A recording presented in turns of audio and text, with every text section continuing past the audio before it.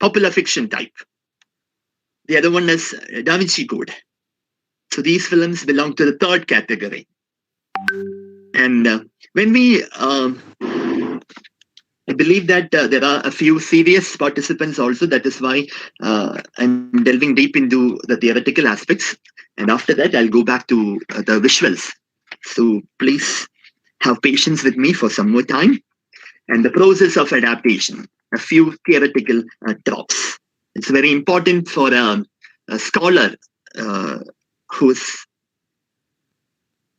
into the world of adaptations. So when you adapt a text, automatically what happens? A translation happens.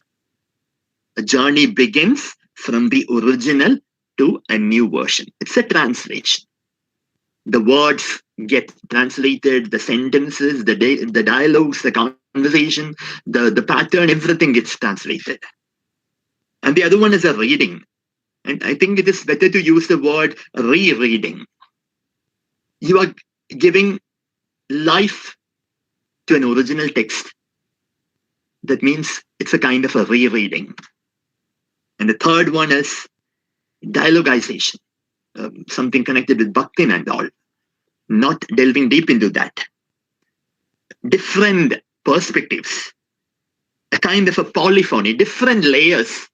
I'll show you an example from the film Padhar Panchali. And when I showed you the film Bicycle Thieves, just think how many layers were added. So a kind of a polyphony happens. The other one is cannibalization. I love this word. Cannibalization means a kind of a hierarchy is created when one product will lose its importance to the other. Sometimes a filmy version will stand a cut above the novel. So what happens? A kind of a cannibalization. Sometimes the audience will complain that the film is not up to the mark. The adaptation is not up to the mark. When I say adaptation, don't consider it as a film alone. Maybe even a play. When you adapt a play, when you adapt a short story to a play or maybe to a shorter version, even that is also adaptation. And automatically a cannibalization can happen. Then another one is transmutation, maybe from one form to the other. For example, the film The Color Purple. Color Purple, a novel written by Alice Walker. It's actually an epistolary kind of a novel, if I'm right. But in the filmy version, it had a different kind of presentation. So a transmutation from one form to the other. But the film like Japanese Wife, if you haven't seen that film, my humble suggestion is you should watch that film. Japanese Wife. Japanese Wife, it's a beautiful adaptation. And the other one is transfiguration, a complete change of appearance. So I want all of you to remember these terms when I'll show the videos. I'll show you a version of Shakespeare's Macbeth, totally set in a different scenario. And that is an example of transfiguration. And the last one is signifying, maybe as an indication, as a symbol of something new, something different. And these arguments are from the critic Robert Stan, S-T-A-N. So these are the different theoretical tropes associated with adaptation, like translation, reading, dialogization, cannibalization, transmutation, transfiguration, and of course, signifying. And at this point, I want all of you to watch a visual from the film Padhar Panchali.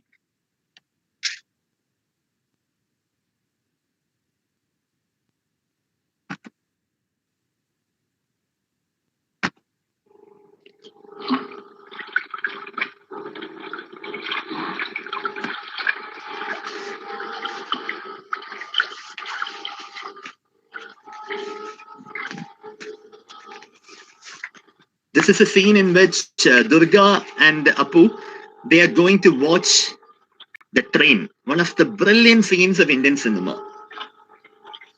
And critics believe that the train is an image of modernization. See how innocently Durga is trying to listen to the sound of the train. Here comes Apu. And I believe that all of you know that a train is a connecting thing. The old and the new, And now just watch the next scene. How Ray has beautifully portrayed the landscape of that particular village. I think in the no train as an image.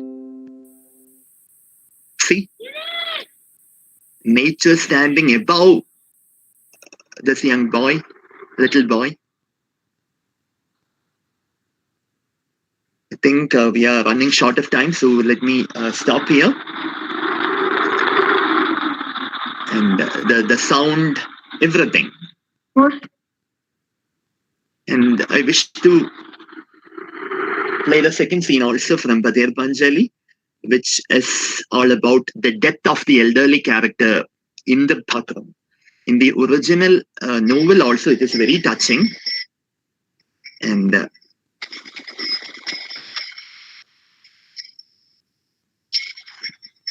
Durga realizes that their aunt is no more in the background. See, and I believe that Ray is a master of portraying deaths, different kinds of deaths.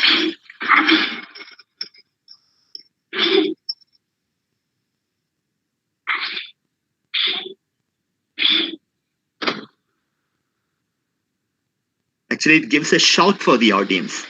I'm not sure whether you felt the shock, but still, when you watch the scene on a big screen, you feel touched. So, so let me get back to my presentation. So, I was telling that Ray is actually a master in portraying deaths. Remember, I think the film is Apoor Sansar, in which he presents the death of Harihar, father of Durga and Apu. He uses a montage. It was actually explained to us by one of our teachers. And he said that Ray depicted the pigeons flying. That means Harihar is getting released from all the problems of this worldly life. Such a brilliant presentation. So adaptation, Revdi, how much time more I can take? Are the audience okay with it? Maybe another 15 to 20 minutes? Is it okay for you all? Yes, sir. Yes, sir. Okay. Okay, thank you all. Thank you all. Yeah. So, so adaptation is a hybrid affair, and many components become part of this particular concept. And the most important one is another word which I want all of you to be aware of is the concept of mise en abîme. For the students of film studies, I think they are familiar with the term mise en scène, something which is used in German cinema and the French cinema, putting things together. And when we discuss adaptation, another term is also important, that is mise en abîme. And what is this mise en abîme? Basically, it is a technique of inserting one story within the story. So that means a new reading, a new possibility is created through adaptation. And, this is also known as a Grosset effect, something similar to Grosset effect. I think all of you are familiar with one moment in our life. I think majority. Just imagine yourself inside the trial room of a textile. Trial room. Trying to put on the new shirt that you have bought. I think all of you are familiar with that particular scene. I mean, particular instance. And there are so many mirrors, maybe 2 mirrors, not numerous, at least 2 mirrors in that particular room. 2 mirrors are set. And you can see 10, 20 images of yours in that particular room with the help of those 2 mirrors. So that is what is actually meant by mise en abîme. All right? You experience an infinite reproduction of one's image. And see this advertisement, Grosset, Keku. In fact, the lady is actually carrying the same packet a kind of a meta style. I think you can see that image also, right? So the lady is carrying brochure in her hands. And this is what we call mise en abîme, or rather a brochure effect. So an adaptation creates a play of signifiers. Unending possibilities are created. You can reread with text, subtext mirroring each other. And the concept of an author is dispersed.